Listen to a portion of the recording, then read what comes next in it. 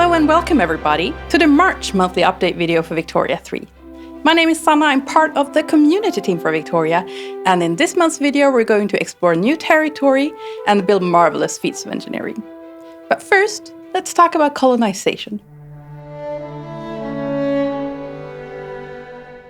Colonies are states that can be established within the territory of decentralized nations so long as you've researched the colonization technology and you've invested in the colonial affairs institution. Why do you want a colony? Well, your colonies are probably filled with natural resources that you can exploit, such as rubber and coal, that you might not have in your part of the world. You do not want your rivals to exploit colonial land, because if they are exploiting that land, you are not. There are three main differences between colonial states and ordinary states. Colonial states have a bonus on migration attraction, your institutions do not apply there, and pops living in that state have very limited political power. In order to establish a colony, you need to research colonization, a Tier 2 society tech. Once you do this, you'll unlock the ability to pass laws to determine what kind of colonies that you're establishing. These laws will allow you to invest in the colonial affairs institution, which will determine the rate of colonization. Just because you've started a colony in a state region doesn't mean that you have a monopoly on it. Your rivals can also create colonies within the same state region so long as there's decentralized land to colonize. Multiple colonies in the same state are bound to generate diplomatic tension, which could lead to a war. Three main factors affect the rate of colonial growth. We've already mentioned your investment in the colonial affairs institution, which costs bureaucracy. Your incorporated population also is a contributing factor. And finally, local conditions in the state region have an impact on growth. For example, a malarial province will seriously impede your growth. Colonizing decentralized nations is not simply free land. As your colony grows, there's a chance it'll generate tension with the surrounding decentralized nations. When tension becomes very high, a native uprising will begin. This is a kind of diplomatic play. This means that other countries with an interest in the region can join in and potentially join the side of the native uprising. The native uprising also has the home advantage. While you have to send troops from abroad and supply them and arm them, the natives really don't have these problems. There is a great deal to gain from colonization in Victoria 3, but it will be expensive and it will be risky.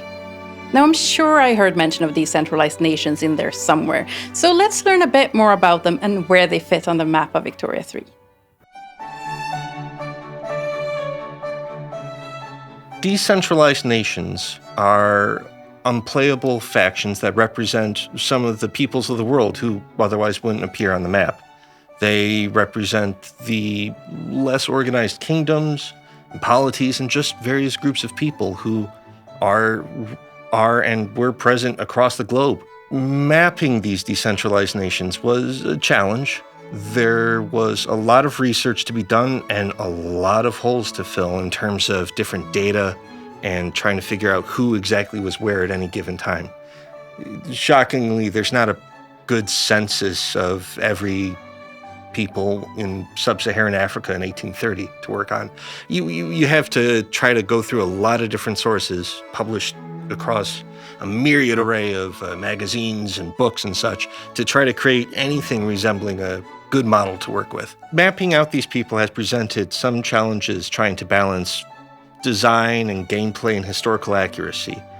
For example, when working on New Zealand and representing the Maori, who were present still as independent polities at the time, we had to try to create groups that could still pose a big mechanical punch to any colonizer who shows up. If you break down a nation too far, it becomes a little bit more difficult when it comes to native uprisings, for example. I'm really happy with how it turned out. I like how much more alive the map looks and how much more alive the world as a whole is because of it.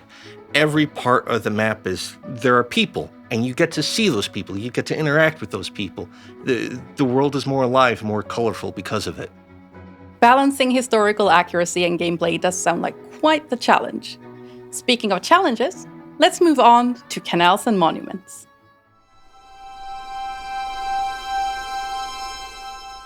Monuments are unique buildings with special inputs, outputs, and effects that can only be built in specific states. While some monuments are present at the start date on the map, others need to be constructed, and these will be costly and time-consuming to create.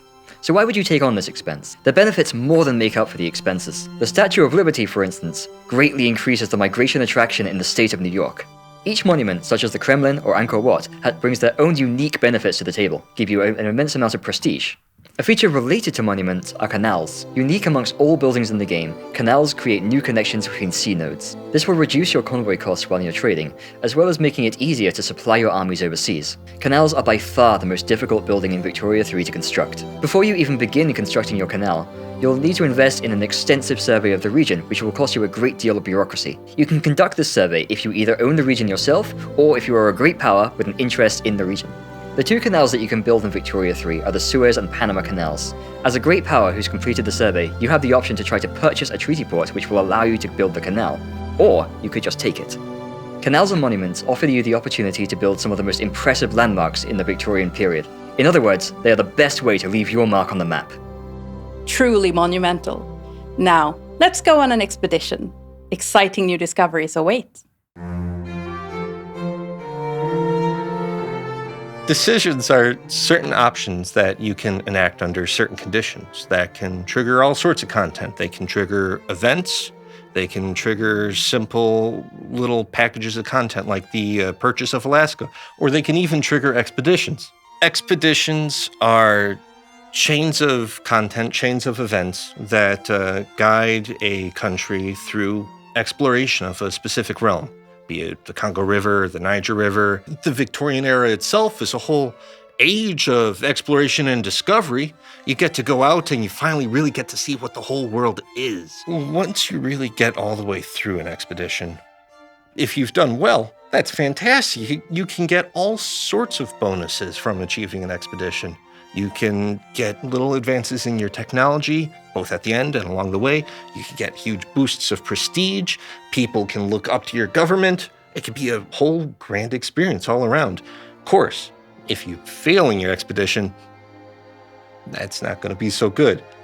People aren't going to be as happy. You're not going to get a big amount of prestige if everybody died halfway up a river because of malaria. I mean, maybe better luck next time.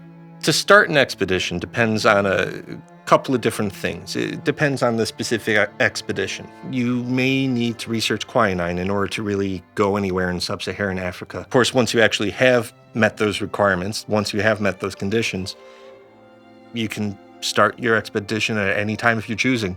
There's two major factors with the success of an expedition.